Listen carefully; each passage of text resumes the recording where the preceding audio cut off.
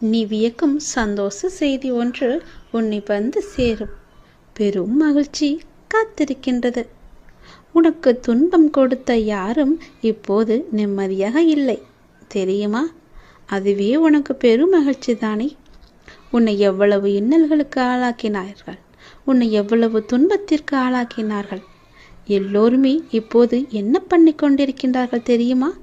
எவ்வளவு கஷ்டங்களை தாங்கிக் கொண்டிருக்கின்றார்கள் என்ன தெரியுமா?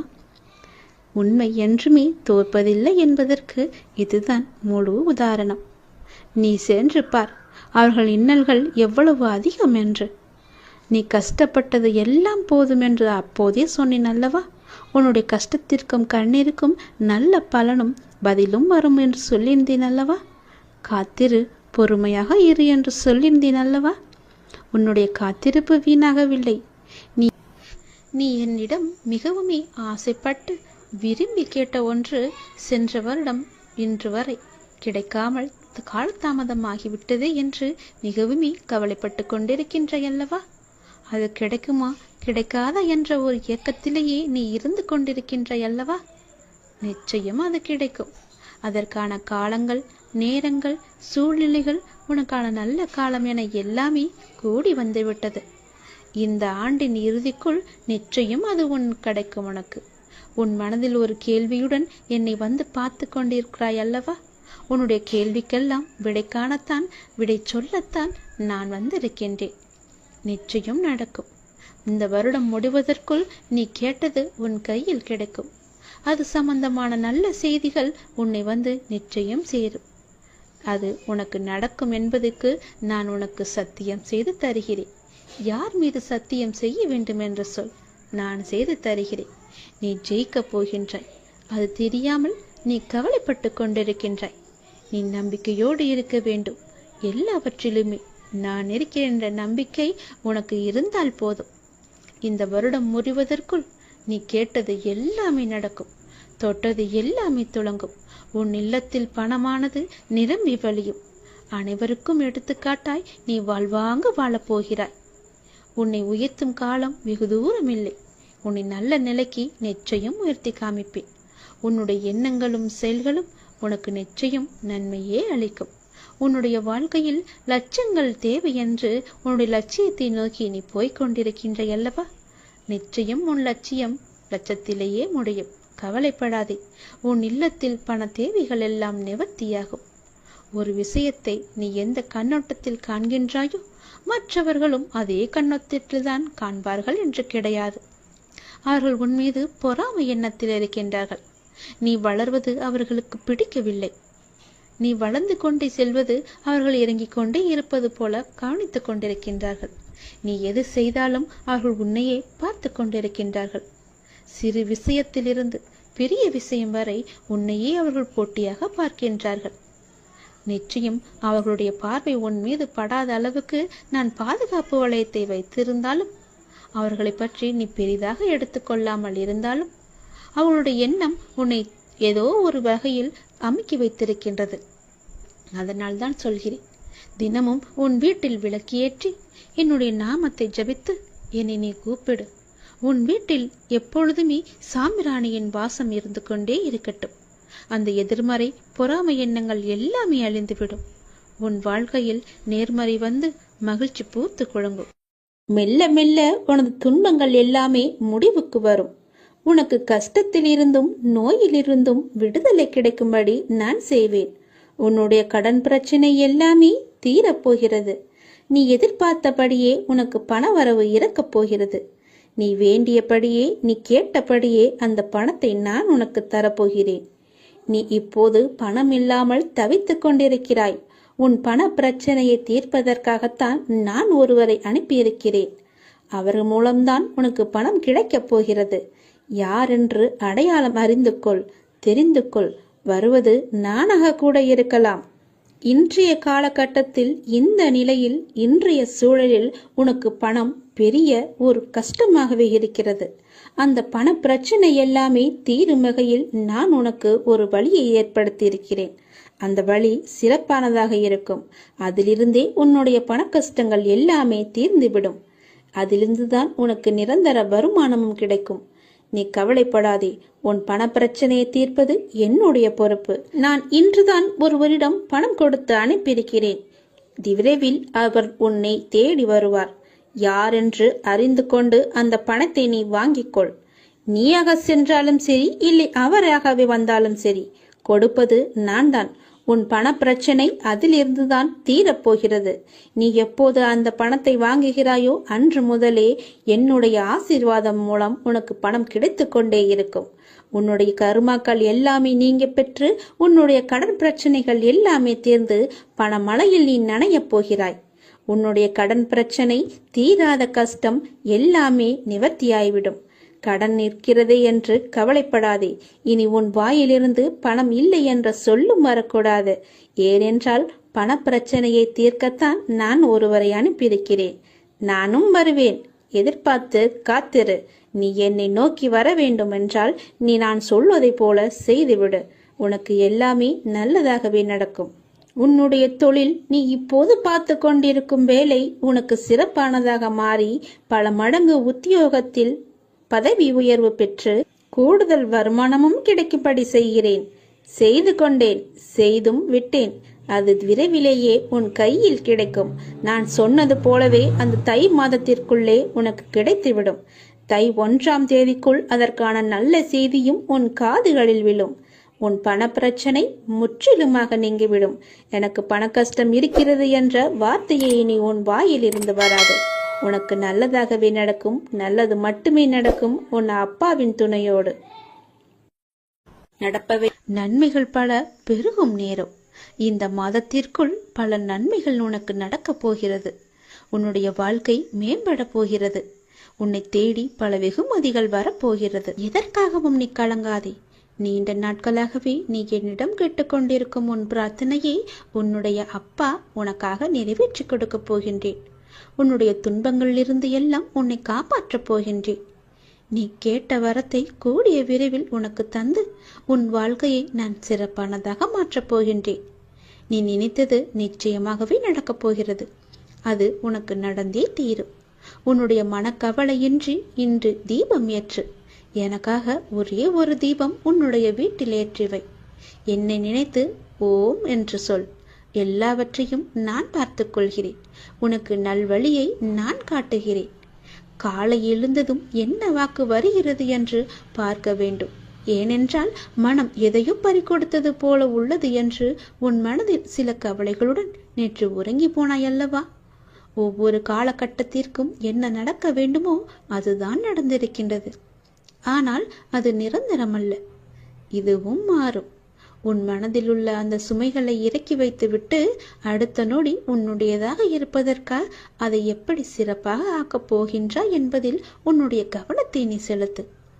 நான் உன்னோடு இருக்கின்றேன். அடுத்த நொடியை மகளுடையதாக ஆக்க உனக்கு நான் துணை இருக்கின்றேன். என் செல்ல குழந்தையே, உன்னை விட்டு சென்றதெல்லாம் உன் கை வந்து இந்த தை மாதத்தில் உன்னை வந்து சேரும். மகிழ்ச்சியாகவே இரு. நான் உனக்கு துணை இருப்பேன். எப்பொழுதும் உனக்குள் நான் இருப்பேன். என்னுடைய நாமத்தை மட்டும் நீ சொல்லிக் கொண்டே இரு. நீ மகிழ்ச்சியாக இருந்தாலும் உன்னுடைய மனதில் ஏதோ ஒரு பயம் ஓடிக்கொண்டே இருக்கின்றதே. எதற்காக அது? அது தேவையற்ற பயம். உன் வாழ்க்கையில் நல்ல மாற்றங்கள் ஒவ்வொன்றாக நடக்க ஆரம்பம் ஆகிவிட்டது. பயம் உனக்கு எதிர்மறை எண்ணங்களை மட்டுமே தரும். அந்த பயத்தை நீ தூக்கி எறிந்துவிடு. உன்னுடைய மனதை நீ எப்பொழுதும் நேர்மறையாய் மட்டுமே வைத்துக்கொள். அதில் எதிர்மறையை உட்பகுத்தி விடாதே. அதை தடுத்து நிறுத்த வேண்டிய பொறுப்பு உனக்குள் தான் இருக்கிறது. அதை நீ மட்டுமே செய்ய முடியும். நீ நினைத்தால் கண்டிப்பாகவே முடியும். அந்த எதிர்மறை எண்ணங்கள் உன் செயல்பாட்டை எல்லாம் தடுத்து உன்னை தோல்வியில் சென்று அடைய வைத்துவிடும். முதலில் அந்த பயத்தை விடு. நல்லதை நினை. உனக்கு நன்மைகள் மேலும் மேலும் பெருகிக் கொண்டே இருக்கும். உன்னுடைய வாழ்க்கை உயரும் நேரம் இது. உன்னை வாழ்வை எப்போது குறை சொல்லாமல் ஏற்றுக்கொண்டாயோ, வினையை எப்போது நீ புரிந்து கொண்டாயோ, அப்போதே பல மாறுதல்கள் எல்லாம் உன்னுடைய வாழ்வில் நடக்க ஆரம்பித்து விட்டன. நீ விரும்பியபடி நடந்தால்தான் மகிழ்ச்சி இருக்கும் என்று நினைத்தாய். ஆனால் இப்போது உனக்கு அமைந்த வாழ்விலே நீ அனைத்து மகிழ்ச்சியையும் காண இருக்கின்றாய். இடமாற்றம், வேலை மாற்றம் என நீ எதிர்பார்த்த பல மாற்றங்கள் நிகழப்போகிறது. நீண்ட நாட்களாகவே நீ என்னிடம் கேட்ட ஒரு வேண்டுதலும் இந்த மாதத்தில் நிறைவேறப் போகிறது. மகிழ்ச்சியாக சந்தோஷமாகவே அதை அனுபவிக்கப் போகின்றாய். உன்னுடைய வாழ்க்கையானது கொஞ்சம் கொஞ்சமாக மேம்பட்டு உயர்ந்த நிலைக்கு வரப்போகின்றது. உன்னுடைய வாழ்க்கையின் தரம் உயரும் நேரத்தை நீ நெருங்கிவிட்டாய் அல்லவா? அதனால் பல நன்மைகள் உன்னை வந்து சேரப்போகிறது. இந்த மாதம் முடிவதற்குள் அதற்கான பலனை நீ அனுபவிப்பாய். கொஞ்சம் கொஞ்சமாக எல்லாமே நடந்து உன் முழுமையான வாழ்க்கையை நீ அனுபவிக்க நீ உன்னை தயார் செய்து கொள்ள வேண்டும். சந்தோஷத்தில் நீ துள்ளி குதிக்கப் போகின்றாய். என்னுடைய நாமத்தை நீ சொல்லிக்கொண்டே இரு. கடந்த 1 வருடமாக இருந்த உன்னுடைய மனப்போராட்டத்திற்கு முடிவு கிடைக்கும் நேரம் இது. நீ போகும் பாதையே சரியான பாதை. அதிலிருந்து நீ நகர்ந்து விடாதே. இந்த வழியிலேயே நீ போ. உனக்கு முன்னால் நான் சென்று கொண்டிருக்கிறேன் என்பதை மறவாமல் அதன் வழியே வா. நிச்சயம் நடக்கும். நன்மைகள் பல. நல்லதொரு மாற்றம் நிரந்தரமாக உன்னுடைய வாழ்வில் இன்னும் சரியாக 3 மாதத்தில் வரப்போகிறது. அந்த நல்லதொரு மாற்றம் நீ எதிர்பார்த்ததை விட பல மடங்கு உனக்கு சந்தோஷத்தை அள்ளி தரப்போகிறது. அல்ல அல்ல குறையாத சந்தோஷம். அதை நீ அனுபவிக்கப் போகின்றாய். இது உன்னுடைய வாக்கு அல்ல, இது என்னுடைய சத்திய வாக்கு. உறவுகளில் உள்ள நிலையாமையை நீ புரிந்து கொண்டாய். உலக உண்மைகளை கொஞ்சம் கொஞ்சமாக நீ புரிந்து கொண்டாய். அடங்காத மனத்தினை என் நாமத்தால் அடங்க வைத்து நீ இப்போது பயின்று வந்து கொண்டிருக்கின்றாய். எப்போதும் நேர்மறையாக சிந்திக்க நீ பழகி கொண்டாய். இனி என்ன, ஏன் கவலை? இந்த வாழ்க்கையை கடப்பது உனக்கு எளிதாகவே இருக்கப் போகின்றது. இனி உனக்கு வழிகாட்டியாக நானே உன் கூடவே வரப்போகின்றேன். உன் கர்ம வினையை தீர்க்க வைத்து இந்த வாழ்வை நீ நிம்மதியோடு கடக்க நீ என்ன செய்ய வேண்டும் என்பதை அவ்வப்போது உனக்கு நான் குறித்து கொண்டே இருப்பேன். குறிப்பால் உணர்த்தி கொண்டே இருப்பேன். நீ தயங்காமல் முன்னேறு. நான் உன்னுடன் எப்போதுமே இருப்பேன். உனக்கு எல்லாவற்றையும் புரிய வைத்து உன்னுடைய வாழ்க்கையை செம்மையாக மாற்றி காமிக்கின்றேன். கடந்த 1 வருடமாக இருந்த உன்னுடைய ஒரு மனப்போராட்டத்திற்கு இப்போது முடிவு கிடைக்கும் நேரம். உன் மனம் 1 வருடமாக பட்ட பாடு எனக்கு தெரியாதா? எத்தனை அல்லல்கள் பட்டிருக்கிறது, எத்தனை துன்பங்களை சந்தித்திருக்கிறது, எத்தனை கஷ்டங்களை அது அனுபவித்திருக்கிறது. எல்லோற்றுக்கும் ஒரு முடிவு கட்டப் போகின்றேன். உன்னுடைய பொறுமைக்கு பலன் கிடைக்கும் நேரம் இது. நீ இதுவரை கடந்து வந்த பாதையில் நீ பட்ட கஷ்டங்களுக்கு ஒரு முடிவு காணப்பாய். யார் உன்னை கைவிட்டாலும் உன் நம்பிக்கை உன்னை கைவிடாமல் உன்னை இவ்வளவு தூரம் அழைத்து வந்திருக்கின்றது. நான் நம்பும் என்னுடைய அப்பா என்னை காப்பாற்றுவார் என்ற நம்பிக்கை உனக்குள்ளே ஆழமாக பதிந்திருக்கிறது. அதுவே உன்னை இத்தனை தூரம் பாதுகாப்பாக அழைத்து வந்திருக்கிறது தெரியுமா? அந்த நம்பிக்கையோடு சேர்ந்த நேர்மறை எண்ணங்களும் அது எல்லாமே கூடி உன் வாழ்வின் பொன்னான தருணங்களை அது உனக்கு உருவாக்கி தரப்போகிறது. மகிழ்ச்சியாகவே இரு. உன்னுடைய வாழ்க்கை சரியான திசையில் நகர ஆரம்பித்திருக்கிறது. அது சரியான வழியில்தான் போய்கொண்டிருக்கிறது. அதை மாயை என்ற வலையில் நீ சிக்கிக்கொண்டு மாற்றி போக நினைக்காதே. அது தவறாக விடும். நான் சொல்வதை கேள். உனக்கு நல்லது நடக்கப் போகிறது. எத்தனை வருடங்களாக நீ தவித்துக் கொண்டிருந்தாய். எவ்வளவு மனப்போராட்டங்களை எல்லாம் அனுபவித்துக் கொண்டிருந்தாய். சந்தோஷத்தையே நீ மறந்து விட்டாய். அவ்வளவு துன்பங்களை நீ அனுபவித்து விட்டாய் அல்லவா? அது எல்லாமே இப்போது முடியப் போகிறது. சந்தோஷமாக நீ உன் வாழ்க்கையை ஆரம்பிக்கப் போகிறாய். உனக்கு துணையாக உன்னுடைய அப்பா நான் இருக்கும்போது எதையும் கவலைப்படாதே. எதை பற்றியும் நீ சிந்திக்காதே. மகிழ்ச்சியாகவே இரு. நிறைய மகிழ்ச்சியான தருணங்கள் இனி ஒன்றின் பின் ஒன்றாக உன்னை நோக்கி வந்து கொண்டே இருக்கிறது. இதுதான் சரியான திசை. யார் எது சொன்னாலும் அதை காதில் வாங்காதே. அங்கு உன்னை பயமுறுத்துபவர்கள்தான் நிறைய பேர் இருப்பார்கள். அவற்றையெல்லாம் நீ காதில் வாங்காமல் நீ போகும் பாதையே சரியான பாதை என்று நகர்ந்து போய்கொண்டே இரு. எதற்காகவும் நீ அதிலிருந்து பின்வாங்கக்கூடாது. நான் சொன்னால் பழிக்கும், என்னுடைய வாக்கு பழிக்கும் என்று பல பேர் சொல்லியிருப்பார்கள். கேட்டிருக்கிறீர்களா? அது எப்படி அவர்கள் சொன்னால் பழிக்கும் என்றுதானே கேட்கிறீர்கள்? இந்த நான் சொல்லும் எல்லாமே அவர்களிடம் இருந்தால் அவர்கள் சொல் நிச்சயமாகவே பழிக்கும். அது என்ன? நான் சொன்னால் பழிக்கும், என் வாக்கு பழிக்கும் என்று தங்களை பற்றி சிலர் சொல்லிக் கொண்டே இருப்பார்கள். அது என் விஷயத்திலும் உண்மையாக நடக்கிறது. யாரையும் வஞ்சிக்காத ஒருவன், கடவுள் மீது அதிக நம்பிக்கையுள்ள ஒருவன் மனதார சொல்லும் எந்த வார்த்தைக்குமே உயிர் இருக்கிறது. அந்த உயிர் தன் சக்தியை காட்டிவிடுகிறது. ஆத்திரத்தில் சொல்லும் வார்த்தைகள் மட்டுமின்றி இயற்கையாக வந்து விழும் வார்த்தைகளுமே பழுத்து விடுகின்றன. எல்லாவற்றிற்கும் காரணம் தெய்வ, அதாவது குரு நம்பிக்கைதான் காரணம். குருவின் மீது முழுமையாகவே நம்பிக்கை வைத்திருப்பவன், குரு மீது முழுமையான பக்தி வைத்திருப்பவன், அசைக்க முடியாத நம்பிக்கை, சொல்ல போனால் முழுமையான குரு மீதான அடிமை என்று கூட சொல்லலாம். அவர்கள் சொல்லும் வார்த்தைகள் தான் பலிக்கும். ஏனென்றால் அவர்களுக்குள்ளே அந்த கடவுளே உயிராக இருக்கிறார். அவர்களுக்குள் இருந்து சொல்லும் வார்த்தைகள் எல்லாமே கடவுளுடைய சொல். அவர்கள் சொன்னால் நிச்சயமாகவே பலிக்கும். சில பேர் சொல்லிக் கொண்டே இருப்பார்கள், நான் சொன்னால் பலிக்கும், நான் சொன்னால் நடந்துவிடும் என்று. அவர்களுக்கு நான் சொன்ன இந்த அத்தனை நம்பிக்கையும் அத்தனை அறிகுறிகளும் இருக்கிறதா என்று பாருங்கள். சில பேர் ஏமாற்று பேர் வழிகளாக கூட இருக்கலாம். அவர்களை நம்பக்கூடாது. நிச்சயம் நடக்கும். நம்பிக்கைதான் காரணம். நம்பிக்கை மட்டும்தான் அவரை அந்த வழியில் செல்ல வைக்கிறது, அந்த வார்த்தையை பலிக்க வைக்கிறது. சவால் என்ற வார்த்தைக்குள்ளேதான் வாசல் என்ற வார்த்தை மறைந்திருக்கிறது. அது உனக்கு தெரியுமா?